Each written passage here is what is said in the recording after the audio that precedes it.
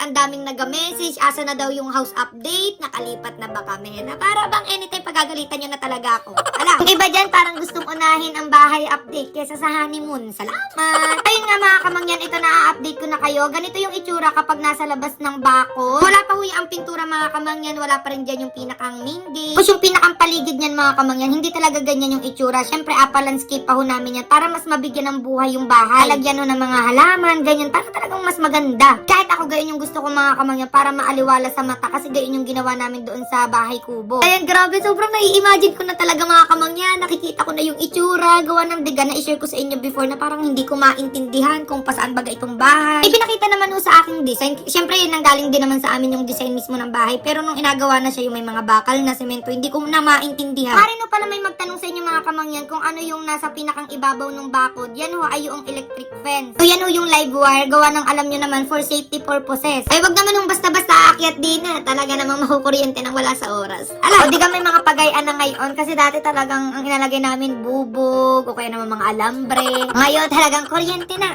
Ayun mga kamangyan, may tiles na rin ho pala din sa pinakang labas ng bahay, yung malapit ho sa swimming pool. So yung pinili ho namin tiles diyan mga kamangyan, hindi man yung madulas para kapag nagligo-ligo ay hindi man maka-aksidente. Pasok ng loob mga kamangyan, ayun grabe, sobrang nakakakilig kasi mukha na talaga siyang bahay. Parang gusto ko na lumipat dito, magdala na ako ng mga gamit. Sobrang excited. Ayan, pagtingin mo sa taas, ganyan yung itsura. Siyempre may mga alagay-lagay pa naman diyan mga kamangyan. As in, sobrang dami pa talagang kulang. And ayun, grabe, sobrang dami na talagang pagbabago din mga kamangyan. Kasi ang tagal ko kayong hindi na-update. Gaya nga nang sabi ko sa inyo mga kamangyan, ang dami talagang naghahingi ng update at pati mga kababayan natin sa ibang bansa. Sobrang dami talaga. Napapasaya daw sila, napapangiti. Feeling nila nandito na rin sila sa Pilipinas kapag napapanood yung mga video natin. Dahil dyan, ikikiss ko kayo. Alay, hindi. Pero ayun nga, sakto, dahil meron akong good news sa inyo. Grabe, napaka-okay. Ayun na nga, sa mga kababayan ho natin dyan abroad, lalo na ho sa US, Australia, Canada, Europe, UK, or UAE, alam nyo ga ho na sa TapTap Send ay mas makakatipid at mas sulit ang inyong padala. Napaka-competitive ho ng kanilang exchange rates at zero fees sa kanilang mobile banking and e-wallets, kaya buong-buong matatanggap ng mga mahal ninyo sa buhay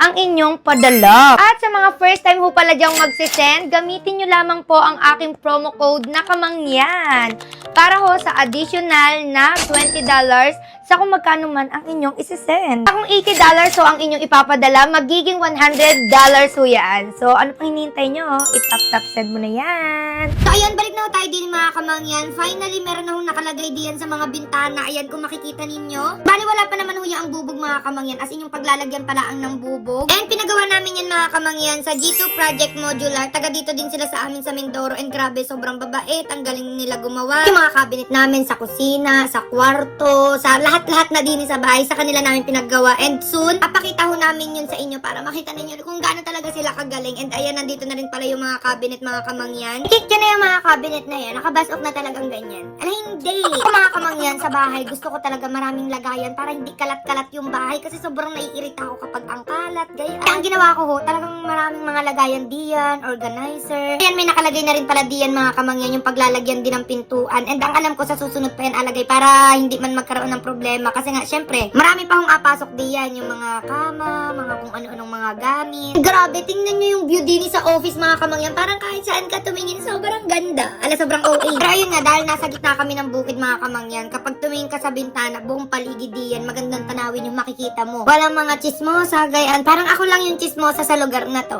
Ala, yan may mga tiles din pala din mga kamangyan kasi may iba pang part ng bahay na hindi pa nalalagyan ng tile. Tapos arihong hagdan mga kamangyan, ngayong month, tatapusin na rin yan, alagay na diyan yung mga kahoy-kahoy. Basta yung parang okay na rin yung kulay niya. Siyempre may mga ilaw-ilaw pa diyan na mga alagay, na mga congruenability. Ala, congruenability. So ayan, ewan ko kung bakit may solar dito mga kamangyan. And ang dami din palang nagatanong about doon sa bubong namin. Hindi pa ho yun solar. Pero gaya nga ho nang sabi ko sa inyo mga kamangyan, nakabili na kami ng solar. Isa yan sa mga inuna namin. Buti na lang talaga, nakabili na kami, inuna namin yun bago pa magtaasan ang mga presyo. Kasi ngayon sobrang nagmahal lalo, parang nag times 2. Siyempre, apakita ko naman sa inyo soon yung paglalagay ng ng solar doon sa bubong namin. Lalo na ho ngayon, talagang panay ang brownout din sa amin ay talaga naman nakakainit ng ulo. Ala, tapos ayan, kung makikita ninyo yung paligid ng loob ng bahay mga kamangyan, may kulay puti na yan. Hindi ko alam kung yan na yung final na kulay. Pero ang alam ko mga kamangyan, kulayan pa ulit yan. Pinturahan pa nung pinakang final talaga. Nakikita ninyo na parang brown yan. Final na talaga yan. And grabe, sobrang kinis. Makinis pa sa akin. Salamat. Ang gamit ko pala namin pintura diyan mga kamangyan ay aring sa Jotun. And grabe, sobrang ganda talaga. Pero kasi mga wala akong alam-alam sa pintura. Pero nung nalaman ko yung about dito sa Jotun, grabe, sobrang na-amaze ako. Ito sa ibang bansa, sa mga barko, yan yung gamit. And sobrang kinilig ako na yan din yung gamit namin dito sa aming dream house. Kaya ko pala yan yung ginamit namin mga kamangyan kasi yan yung matibay at pang matagalan na talaga. Hindi man yung reapply ng pintura. Kahit matindi yung init, yung ulan, yung halumigmig, talagang kayang-kaya niya. Ay, sana all. Ngayon palang na-amaze na ako mga kamangyan kasi sobrang ganda nung kulay and ang ganda nung lapat niya. Parang gusto ko ako na yung magpintura dyan. Ala, sobrang uwi. Ngayong June, July, panigurado, sobrang dami kong maa-update sa inyo mga kamangyan kasi ngayon talaga yung paspasa na. Hala, paspasa na. Sa mga susunod na araw mga kamangyan, mamimili na kami ng mga appliances, nung iba pang mga gamit dito sa bahay. Pwede rin kayong mag-suggest mga kamangyan kung anong sa tingin ninyong kailangan pang i-improve, ano pang kulang, ano pang dapat kong gawin para maging sapat sa inyo. Ala, pero ayun nga, grabe, sobrang hinakilig ako mga kamangyan kasi alam ko na hindi lang kami yung nai-excite mag-asawa. Wow, mag-asawa. Alam kong yung family din namin, mga kaibigan din namin, and lalong-lalo na kayo kasi syempre talagang mula una hanggang ngayon, sinubaybayan nyo kami. Sa susunod, may karga-karga na akong mga bata dito sa bahay na to.